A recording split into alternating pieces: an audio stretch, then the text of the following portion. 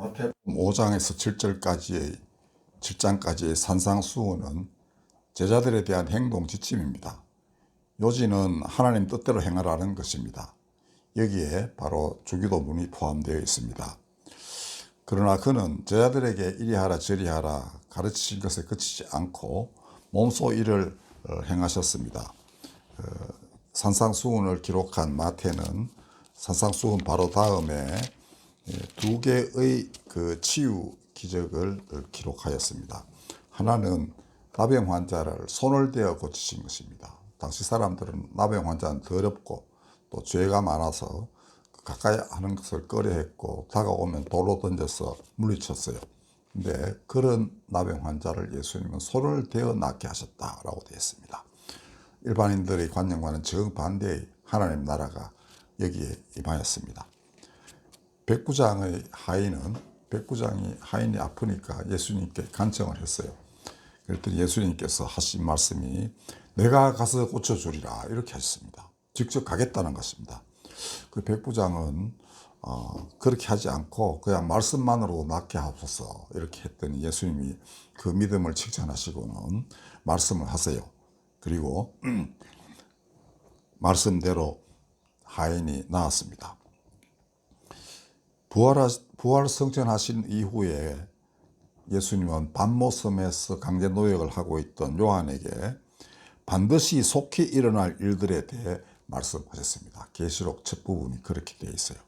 이것은 직접 이런 일을 하실 것이다 라는 그런 뜻입니다. 백부장 하인 살리시고 그건 말씀으로 살리셨죠.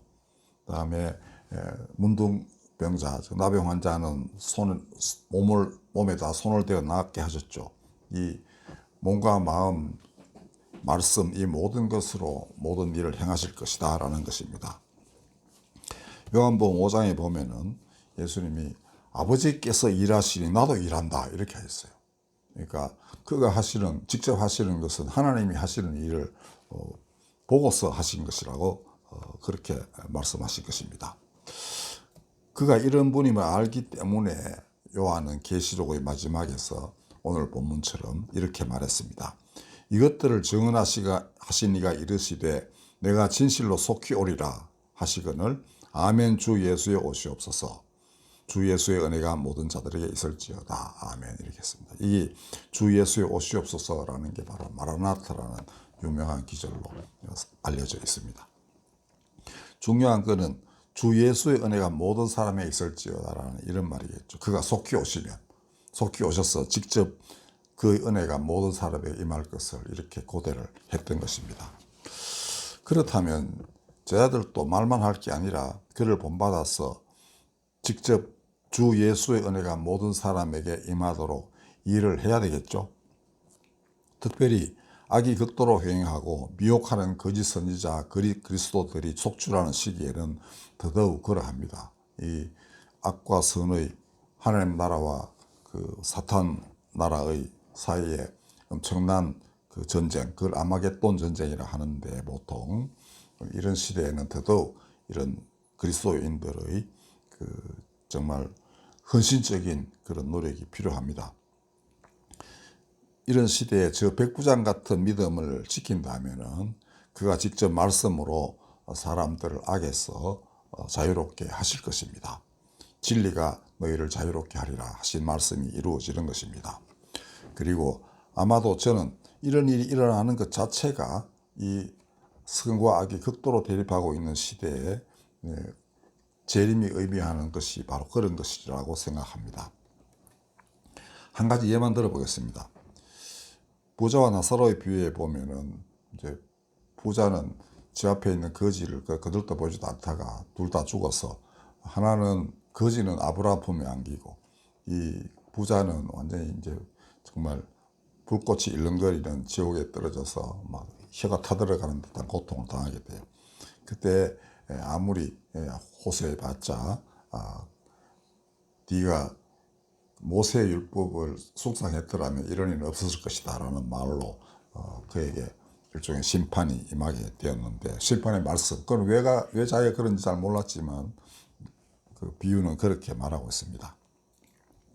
그런데 예수님은 그렇게 좀 부자에 대해서 별로 안 좋은 생각을 가지고 계셔서 부자가 하늘나라에 들어가는 것은 낙타가 바늘귀에 들어가는 것보다 어렵다 이렇게 말씀하셨습니다. 그렇지만은 이 부자와 나사로의 비유는 다른 길이 있다는 것을 알려주고 있습니다. 종이 한 장 차이예요.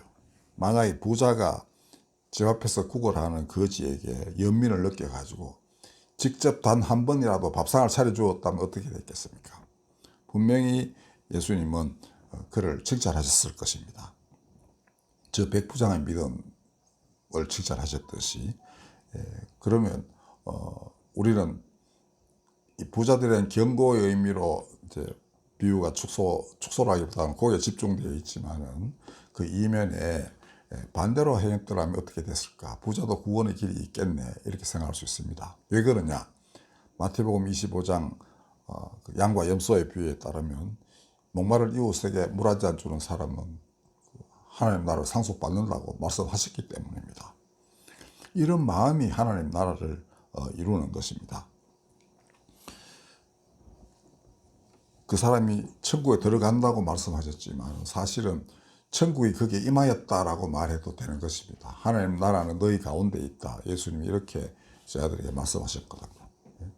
그러니까 그 너희 가운데라는 게 사람들 가운데 말씀이 살아 움직이면은 거기가 바로 하나님 나라, 내가 선포했고 나와 함께 임한 하나님 나라다. 이런 말씀 아니겠습니까?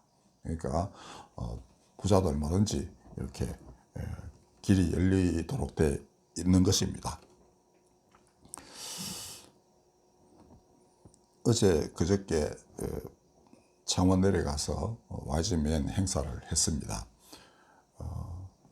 거기 늘 우리가 하던 워카톤이라는 거 이제 걸으면서 셔츠도 있고 그다음에 그걸 사면서 이제 그 금액 중에 일부가 이제 이번에는 말라리아 퇴치 운동에 이제 기금으로 전달하도록 그렇게 그 계획이 됐었어요. 근데 말라리아라는 게 우리나라에는 거의 없는 병이지만은 저 아프리카 같은 데서는 거의 1년에 100만 명쯤이 말라리아로 목숨을 잃는다고 합니다. 우리 옛날 아주 수십 년 전에 우리나라도 좀 그런 적이 좀 있었는데요. 그래서 세계 유수한 기업들하고 유엔이 협력하여 우리 와이즈맨도 거기에 포함되어 있습니다. 모기장 보내기, 목이 안 물려야 되니까. 그 다음에 걸린 사람에게는 옛날에는 그 기닐이라고 그랬는데요. 하여튼 알약 1,000원짜리 알약 하나면은 능히 사람을 구할 수가 있다고 합니다. 그래서 텔레비전이나 SNS에 보면은 말라리아 환자들에 대해서 만원 기부하라고 되어 있는데 그런 사람들이 만원 가지고 뭐 하겠냐. 우리나라 병원에 가면 뭐 감기약 하는데도 만원 드는데 이래 생각하겠지만은 그렇지 않다. 1,000원이면 한 사람 그 낫게 하는 약을 구할 수 있다. 이렇게 광고하는 걸 볼 수 있을 것입니다.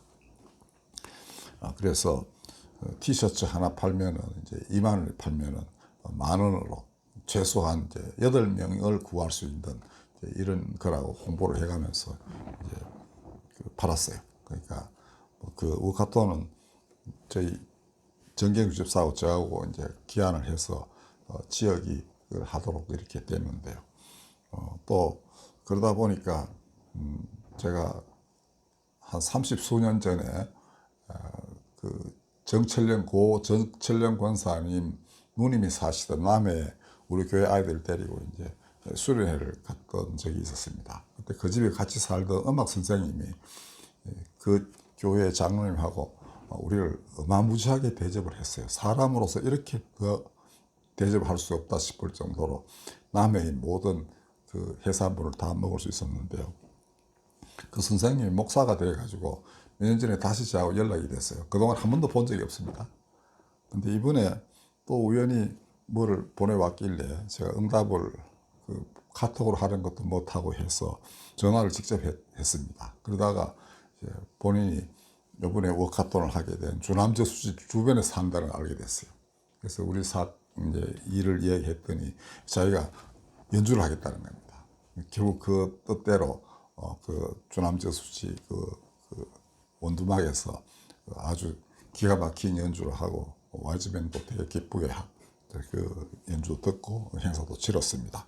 국제 총재 이하 여러 국제 멤버들도 왔고 우리나라 지도자들이 다 왔는데요.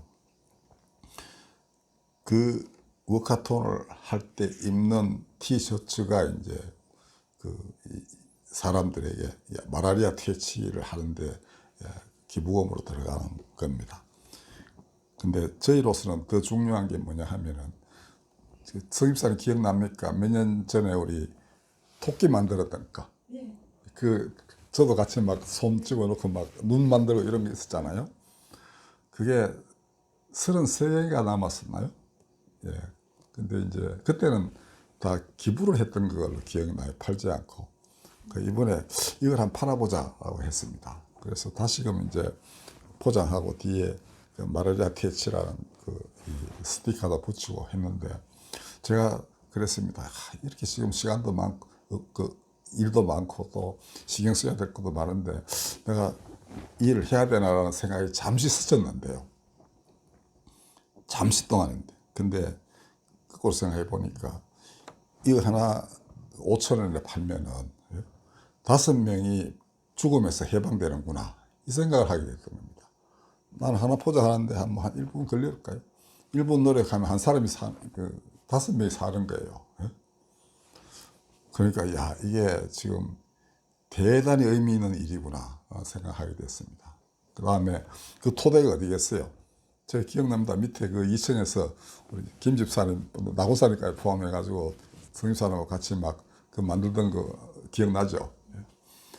그때 그 토대가 돼가지고 지금 이렇게 돼서 이렇게 되는구나 라고 했어요. 근데 과연 이게 팔릴까 좀 걱정은 됐어요.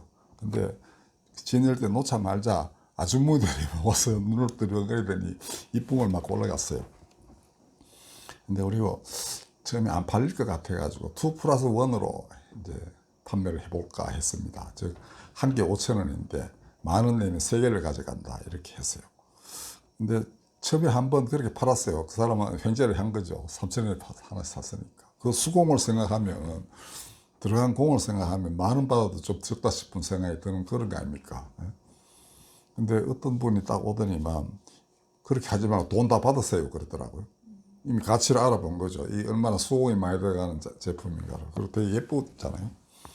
그래서 이분이 이2+1 하지 말고 다 받으라고 그럽니다. 그래서 얼른 또 고쳐가지고 했는데 결국 싹 다 팔았어요. 그래서 거친 돈이 16만 5천 원. 그러면 무려 165명 혹은 170명의 사람을 마라리아로부터 구출해내는 돈이 형성이 된 겁니다. 이제 곧 우리 그걸 본부에 보내서 마라리아 기금으로 전용하도록 그렇게 할 것입니다. 이게 바로 마태복음 25장 양과 염소의 비유에서 말하는 이웃에게 손을 내밀어라. 그러면 그의 천국에 너희가 천국을 상속받는다고 표현됐어요. 상속받는다는 뭡니까? 내 안에 그 나라가 임하였다, 이런 뜻 아니겠습니까? 그죠? 내가 그 안에 살고 그 나라가 내 가운데 있고, 그리고 그 사람 관계 속에 이미 하나님이 살아계신다는 것을 양쪽이 다 실감하는 것이다 라는 그런 말씀이겠습니다. 그리고 하루 종일 하여튼 둘이서 매대에 앉아가지고 파는데 진력을 했어요.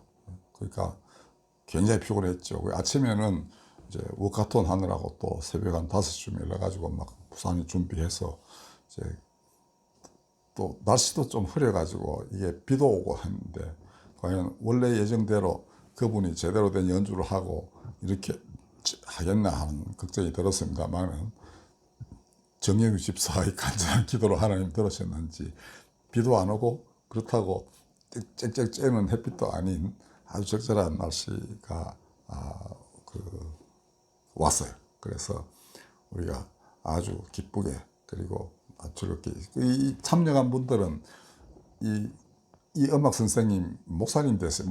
음악 선생님 은퇴하고 나한테 목사가 돼서 13년째이시라는데, 그 전날 저 만나자 그랬어요. 이제 우리가 찾아간다고 해서 거기까지 집에까지 갔어요.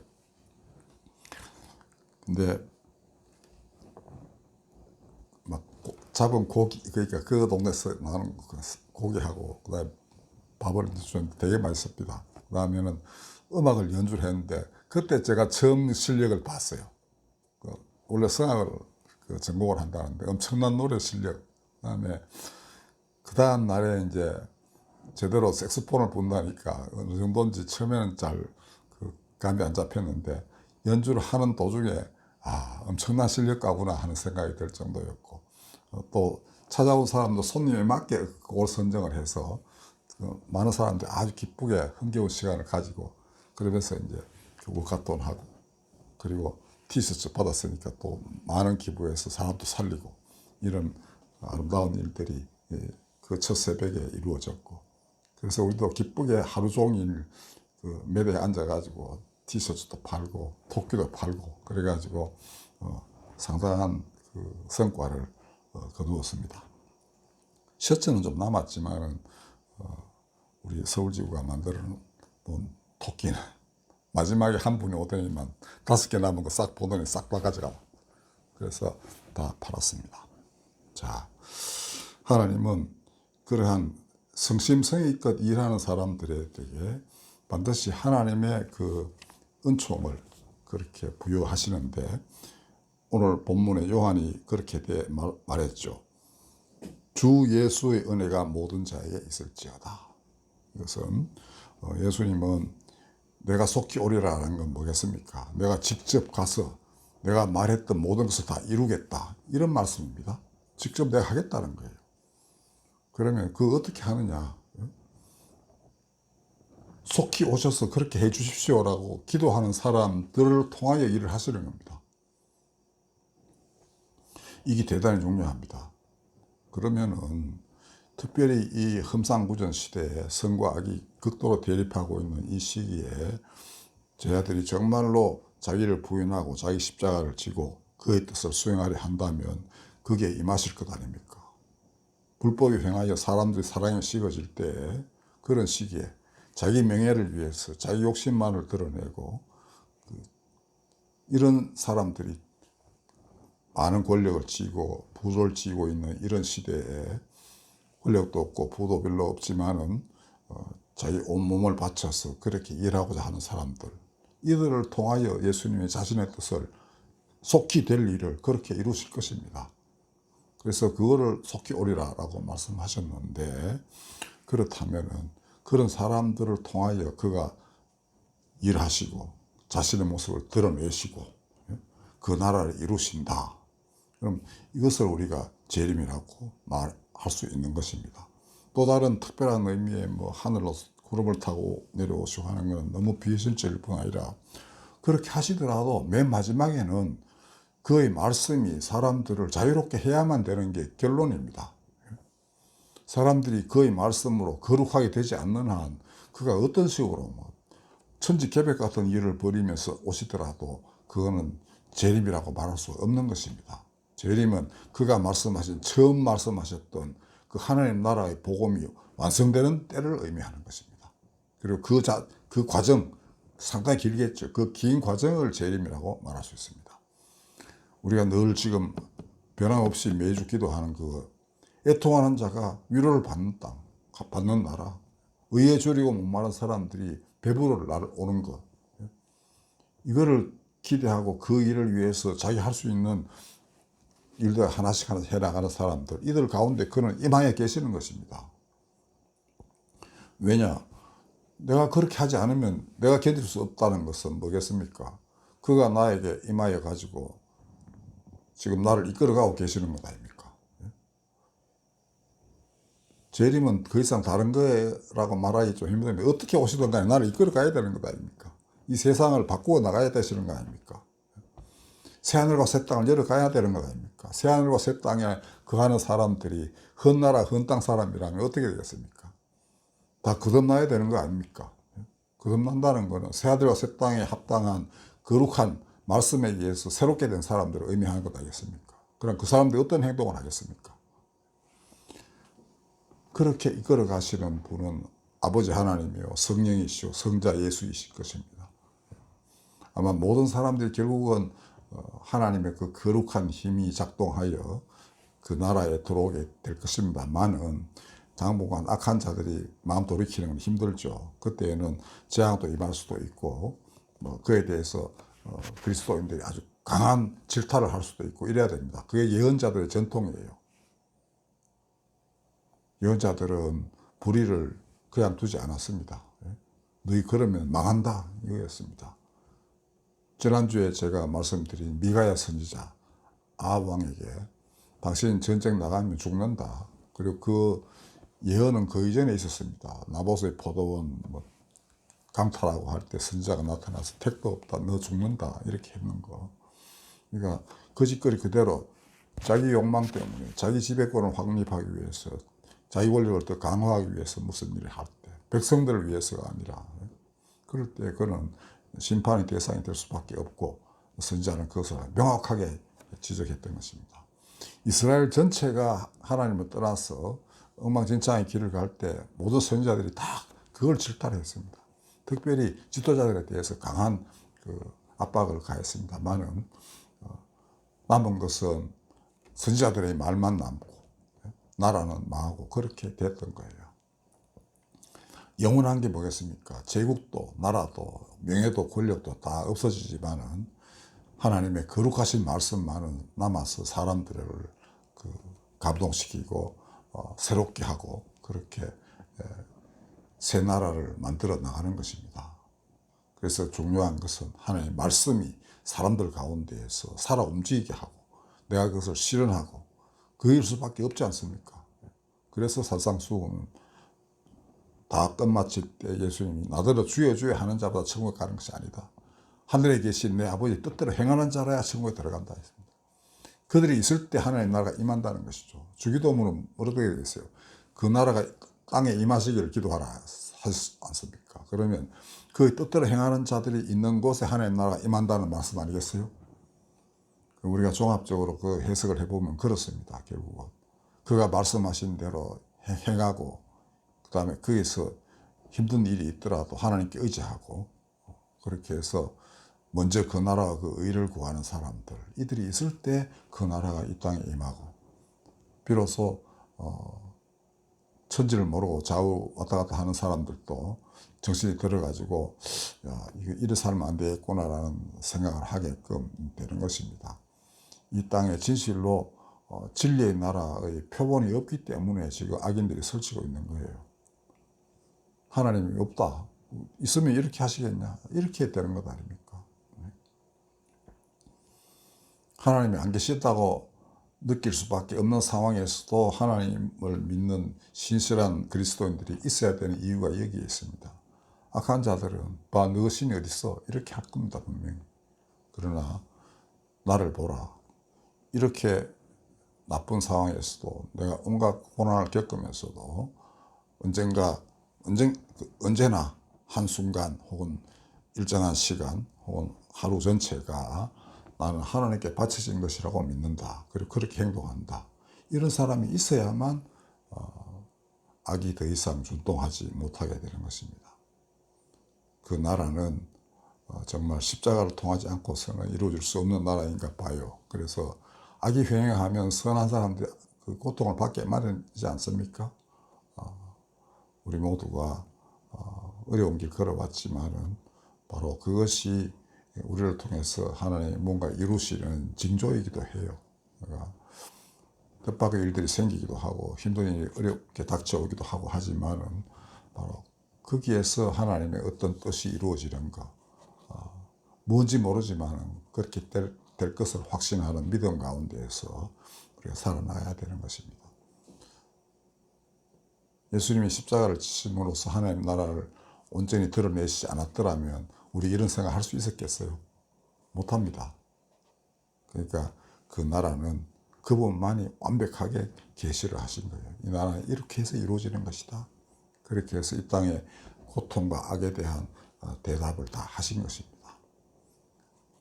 고통은 더 이상 죄에 대한 벌도 아니고 진실로 진리의 길로 나아가는 그 밑거름이 된다는 것을 명심하십시오. 기도하겠습니다. 직접 일하시옵소서. 속히 오셔서 택하신 자를 통하여 그 나라를 속히 보여주시옵소서. 사람들은 알지 못하지만 그 나무는 무럭무럭 자라서 결국은 온 세상을 덮을 것입니다. 친히 그렇게 하옵소서.